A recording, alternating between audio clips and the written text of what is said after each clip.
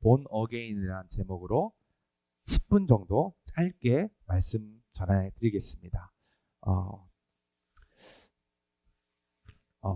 제가 요즘에 가장 많은 시간을 보내는 곳은 바로 육아입니다. 6살 딸과 3살 아들이 있는데요. 지금 제가 육아휴직 상태라서 아이들을 돌보는데 많은 시간을 들이고 있습니다. 6살 딸은 매일 유치원을 갑니다. 그래서 제가 이제 아침에 등교를 시키고요. 그리고 돌아올 때 제가 하원을 시킵니다.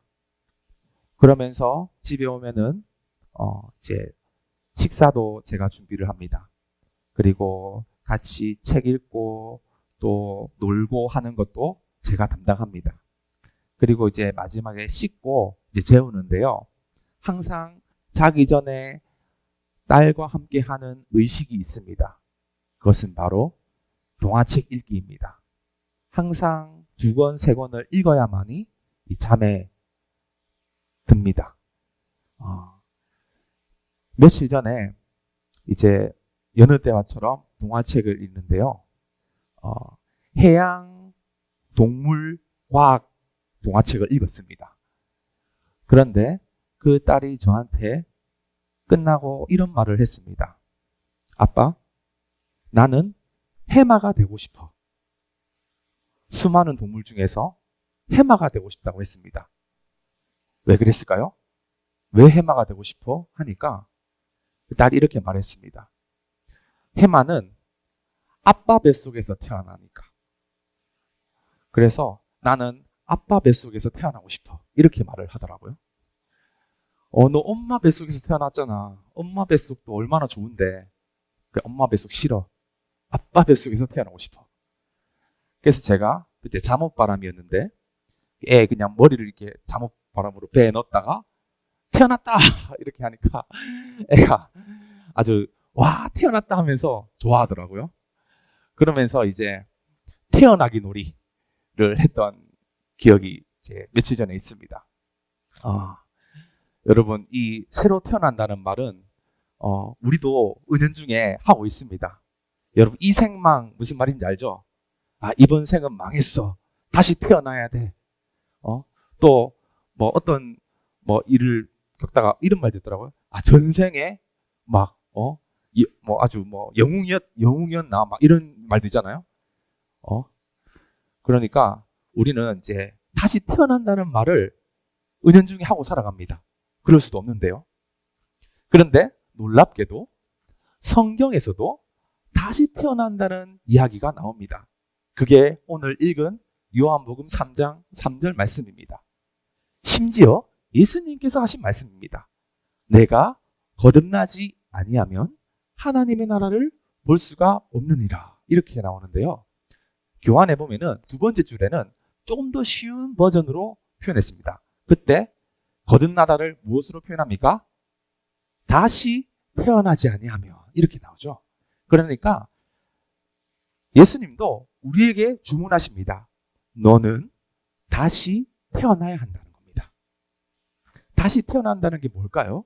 우리 다 태어나고 있는데 그것은 바로 우리의 영혼이 죽었다는 것을 말해줍니다.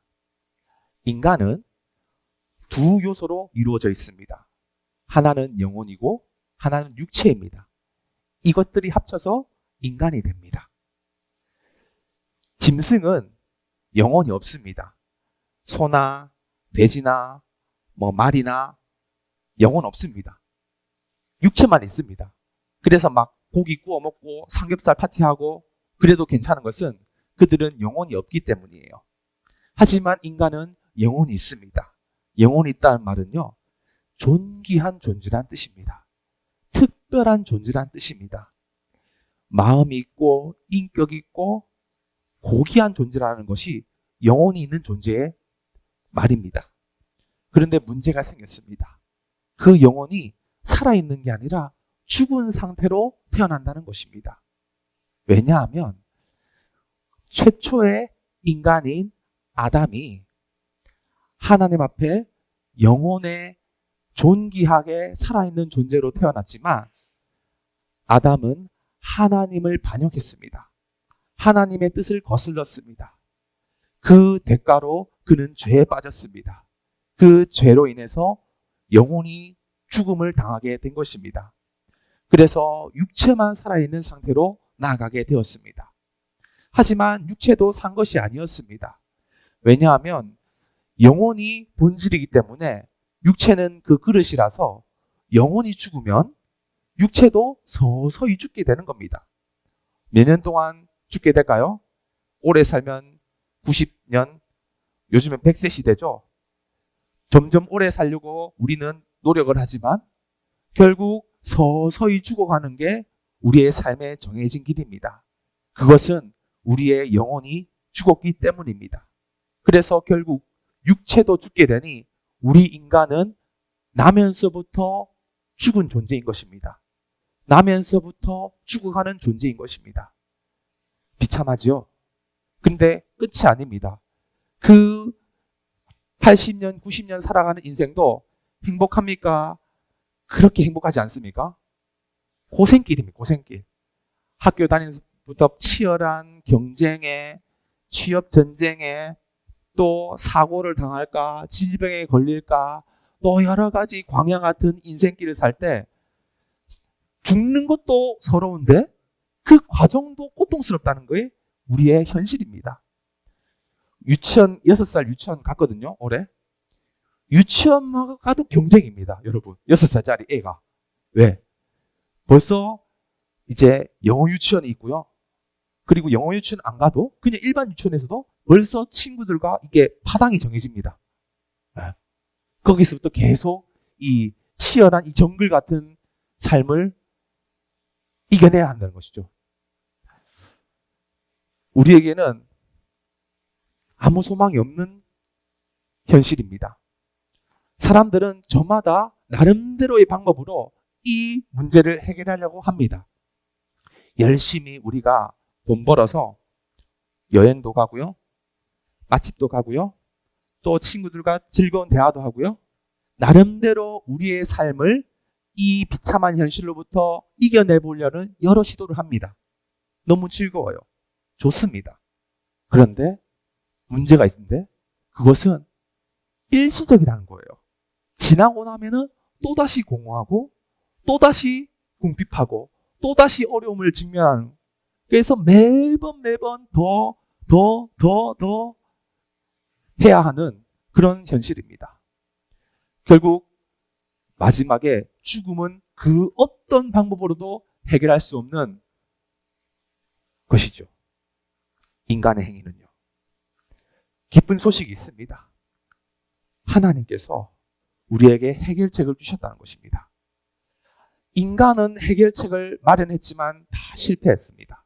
하지만 하나님께서는 한 번에 우리의 모든 죄와 죽음의 문제를 해결해 주셨습니다. 그것은 바로 그분이 이 땅에 육신의 몸을 입어 이 땅에 사람으로 오셔서 우리의 모든 죄를 짊어지고 십자가에 죽으셨다는 것입니다. 그리고 3일 만에 부활하셔서 모든 인류의 소망이 되셨습니다. 그분은 바로 예수 그리스도이십니다. 예수님께서는 십자가에 죽으셨습니다. 그것은 자신이 죄가 많아서가 아니었습니다. 우리의 모든 죄를 대신 지시고 죽으신 것이었습니다. 그분은 3일 만에 부활하셨습니다. 그것은 우리에게 의로운 의를 전가시켜주기 위한 죽음을 이기신 승리의 행위였습니다. 누구든지 예수님 안에 있으면은 죽음이 없고 그 안에서 새로운 평안과 기쁨과 감사로 살아갈 수 있는 길이 열리게 된 것입니다. 요한복음 5장 24절은 이렇게 말씀합니다. 내가 진실로 너에게 이르노니 내 말을 듣고 나 보내신 이를 믿는 자는 영생을 얻었고 심판에 이르지 아니하나니 사망에서 생명으로 옮겨졌느니라. 그래서 누구든지 예수님 안에 있는 사람들은 영원한 생명을 얻고 그리고 그 살아가는 모든 날 기쁨과 감사가 흘러넘치게 된다는 것입니다. 우리의 삶이 얼마나 공고합니까? 취업이나 결혼이나 가정의 문제나 여러 가지 곤고한 삶이 있을 때 우리의 힘으로는 해결할 수 없다는 것을 우리는 고백할 수밖에 없습니다. 유일한 해결책은 오직 예수님 안에 살아가는 길, 그분 안에 우리의 모든 삶을 맡기고 그분의 인도하심을 붙잡는 일, 그것이 우리의 인생의 유일한 해결책입니다. 마지막 적용입니다. 자, 로마서 10장 17절 이렇게 말씀합니다. 믿음은 들음에서 나며 들음은 그리스도의 말씀으로 말미암느니라. 우리가 예수님을 의지하고 소망할 때 믿음이 있어야 하는데요. 이 믿음은 이 말씀을 듣고 또 들을 때 생겨납니다. 그 말씀은 씨와 같아서 우리 마음, 이 토양과 같은 우리 마음에 심겨졌을 때 그것이 때가 되면 뿌리가 생기고 줄기가 자라 잎이 무성하여지고 풍성한 열매 맺는 삶을 살 수 있게 됩니다. 여러분 오늘은 이 씨앗과 같은 이 말씀이 여러분들의 마음에 심겨졌습니다.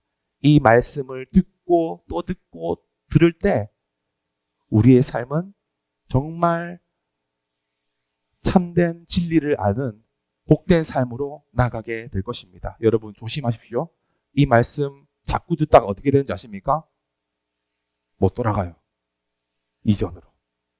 이제는 진리를 깨닫기 때문에 더 이상 죄의 노예와 같은 삶을 살지 않는 겁니다.